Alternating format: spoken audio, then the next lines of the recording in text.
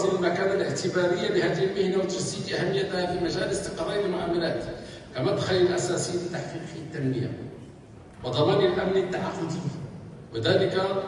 عبر حماية حقوق المتعاقدين والمساهمة في تلافي حدوث المنازعات من خلال مساعدة القضاء على فض النزاعات استنادا إلى المحررات الرسمية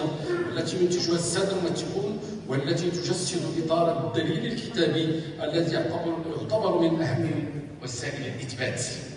ولعل أبرز المستجدات التي جاء بها هذا القانون تلك المتعلقة ببلوغ المهنة عبر اشتراط الجنسية المغربية، وبفضل ذلك انتقل عدد الموثقين من 935 موثقا سنة 2011 إلى ما يناهز 1800 موثقة وموثق حاليا يغطون جميع مدن المملكة. حضرات السيدات والسادة، إذا كنا قد نجحنا في إرساء قواعد مهنة التوثيق لقرن من الزمن وتمكينها من آليات الاشتغال سواء قانونية أو تنظيمية، فإن الرهان اليوم هو الارتقاء بهذه المهنة وتعزيز دورها المحوري في استقرار المعاملات وحفظ الحقوق. لذلك كانت دائما في صلب اهتماماتنا منذ تحملنا مسؤولية هذه الوزارة، وذلك من خلال الانكباب على دراسة كافة المشاكل المرتبطة بممارستها وممارسيها وإيجاد الحلول المناسبة لها وفق مقاربة تشاركية مع ممثل الهيئة الوطنية للموثقين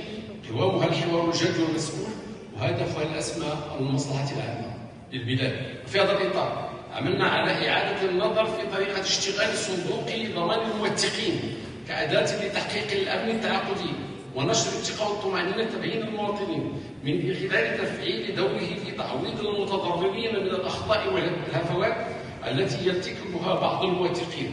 وبهذه المناسبة